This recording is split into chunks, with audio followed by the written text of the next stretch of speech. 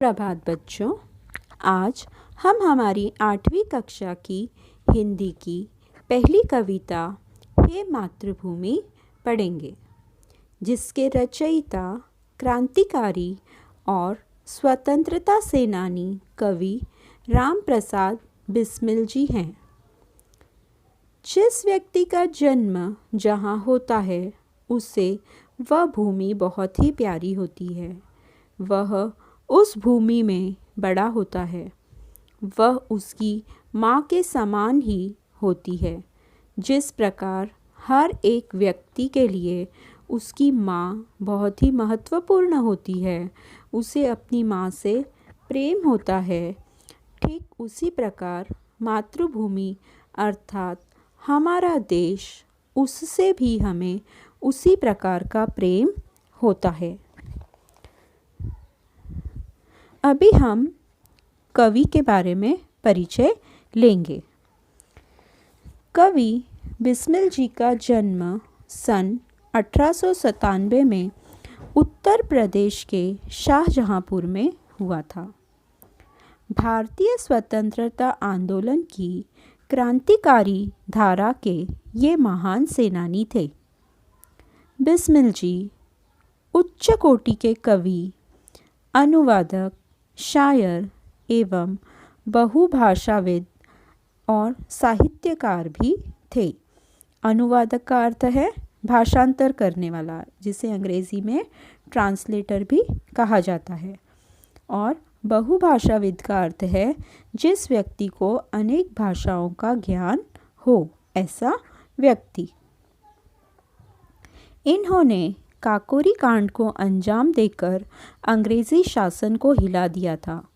इनके द्वारा रचित सभी पुस्तकों को अंग्रेज़ सरकार ने जब्त कर लिया था। सरफरोशी की तमन्ना अब हमारे दिल में है, ये जो प्रसिद्ध गीत है, इसकी रचना भी बिस्मिल जी ने ही की है। राम प्रसाद बिस्मिल जी को 19 दिसंबर 1927 को 30 वर्ष की आयु में गोरखपुर जेल में फांसी दे दी गई। इनकी प्रमुख कृतियां हैं मन की लहर, आत्मकथा आदि। इन्होंने अपनी और भी बहुत सारी रचनाएं, प्रसिद्ध रचनाएं लिखी हैं और इन्होंने बिस्मिल के अलावा राम और अज्ञात नाम से भी कई लेख और कविताएं लिखे हैं जो कि काफ़ी प्रसिद्ध हैं। प्रकृति के माध्यम से देश प्रेम और मानवीय गुणों का बखान करने वाली यह एक छायावादी कविता है और प्रस्तुत काव्य में कवि ने इन्हीं गुणों को दर्शाया है। हे मातृभूमि, इस कविता में कवि ने मातृभूमि की सेवा करने और उस पर अपना सर्वस्व न्यौछावर करने का संदेश सभी को दिया है। मातृभूमि की सेवा में अपना जीवन अर्पण करना प्रत्येक मनुष्य का कर्तव्य है। मातृभूमि के प्रति हर एक व्यक्ति के मन में प्रेम और भक्ति भाव होना अत्यंत आवश्यक है और कवि का ये जो प्रेम है वह उनकी इस कविता के माध्यम से उभर कर हमारे सामने आया है। उनकी भक्ति भावना मातृभूमि के प्रति, उनके हृदय में जो भक्ति भावना है वो यहाँ पर हमें दिखाई देती है। वे सदा ही मातृभूमि का गीत गाना चाहते हैं, वे हमेशा उसकी महिमा करना चाहते हैं और इसी त्याग की भावना से प्रेरित होकर वह अपना तन मन धन मातृभूमि पर न्यौछावर करना चाहते हैं।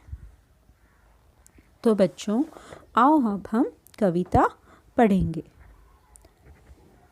हे मातृभूमि, तेरे चरणों में शीश नवाऊं, मैं भक्ति भेंट अपनी तेरी शरण में लाऊं।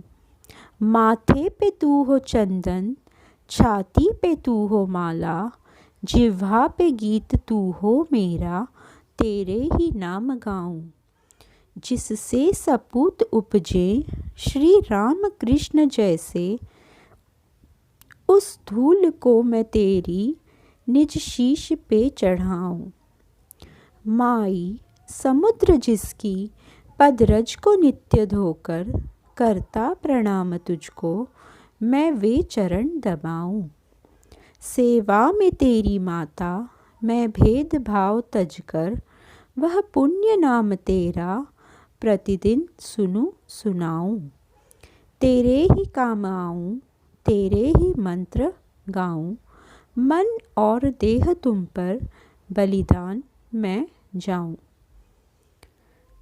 तो यहाँ पे देखिए, हे मातृभूमि तेरे चरणों में शीश नवाऊं, मैं भक्ति भेंट अपनी तेरी शरण में लाऊं। तो यहाँ पे कवि कह रहे हैं कि हे मातृभूमि, मेरे हृदय में तुम्हारे प्रति अपार भक्ति भाव है, अपार प्रेम है, इसलिए मैं अपना सिर तुम्हारे चरणों में झुकाता हूँ। मैं भक्ति रूपी भेंट लेकर तुम्हारी शरण में आता हूँ। यहाँ पर चरण का अर्थ है पैर, शीश अर्थात सिर, नवाऊं का अर्थ है झुकाना। तो कवि इस प्रकार कह रहे हैं कि हे मातृभूमि, मैं तुम्हारे चरणों में, तुम्हारे पैरों में अपना सिर झुका रहा हूँ और भक्ति रूपी भेंट लेकर तुम्हारी शरण में आया हूँ। माथे पे तू हो चंदन, छाती पे तू हो माला, जिह्वा पे गीत तू हो मेरा, तेरा ही नाम गाऊं। यहाँ पे कवि बोल रहे हैं, तुम ही मेरे माथे पर चंदन के रूप में शोभायमान हो।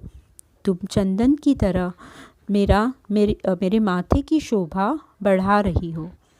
मेरी छाती पर तुम ही माला बनकर निवास कर रही हो और तुम ही मेरी वाणी पर गीत बनकर जयगान कर रही हो। इस प्रकार मैं हमेशा तुम्हारा जो गुणगान है वह करना चाहता हूँ। जिससे सपूत उपजे श्री राम कृष्ण जैसे, उस धूल को मैं तेरी निज शीश पर चढ़ाऊँ। सपूत का अर्थ है अच्छे पुत्र, निज मतलब स्वयं, शीश मतलब सिर।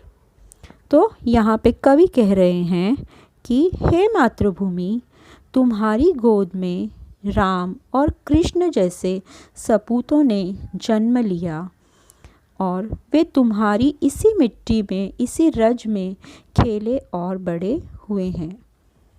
उस मिट्टी को ही मैं अपने माथे पर लगाकर धन्य होना चाहता हूँ। मैं भी उनकी तरह धन्य होना चाहता हूँ।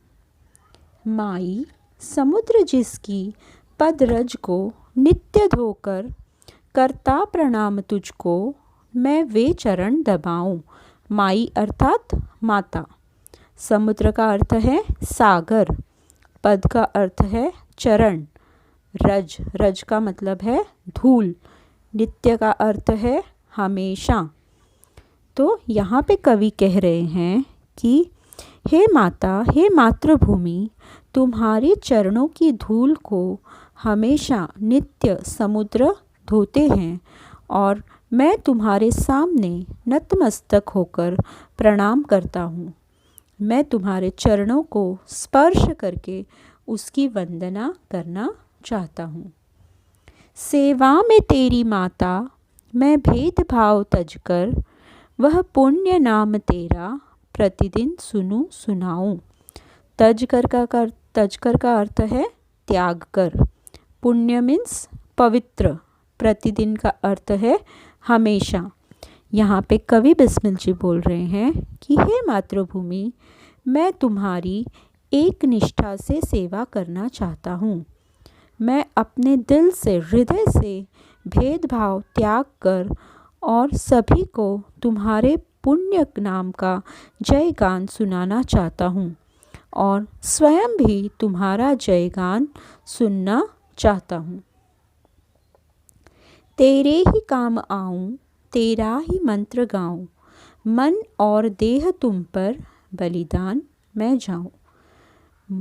देह का अर्थ है शरीर और बलिदान का अर्थ है प्राणों की आहुति देना, प्राणाहुति देना। तो यहाँ पे कवि कह रहे हैं कि हे मातृभूमि, हे मेरी माता, तुम्हारी सेवा करने के लिए मैं तुम्हारे काम आना चाहता हूँ और हमेशा प्रतिदिन तुम्हारा ही जयगान अपने हृदय से गाना चाहता हूँ। मैं अपना तन, मन, धन, सब कुछ जो भी मेरे पास है वो सब कुछ तुम पर न्यौछावर कर देना चाहता हूँ। तो प्रस्तुत कविता से हमने ये समझा कि मातृभूमि जो होती है वो हमारे लिए, हर मनुष्य के लिए एक स्वर्ग से भी महान होती है और उसकी सेवा करना प्रत्येक मनुष्य का कर्तव्य होता है। मातृभूमि के प्रति हमारे मन में प्रेम और भक्तिभाव होना अत्यावश्यक है। हमारे मन में अपने देश के प्रति भक्ति भावना होनी चाहिए और मनुष्य को अपना सर्वस्व अर्पण करके देश हित के लिए सदैव तत्पर रहना चाहिए। हमारे पास जो भी कुछ है, हमारे से जिस प्रकार भी हमारे देश की, मातृभूमि की सेवा हो सकती है, हमें उस प्रकार उसकी सेवा करने के लिए, देश हित करने के लिए हमेशा तैयार और तत्पर रहना ज़रूरी है। यह हमारे लिए बहुत ही ज़रूरी, आवश्यक है। तो इस प्रकार हमारी ये कविता समाप्त हुई और मुझे आशा है कि आप सभी को कविता अच्छी तरह से समझ में आ गई होगी। धन्यवाद।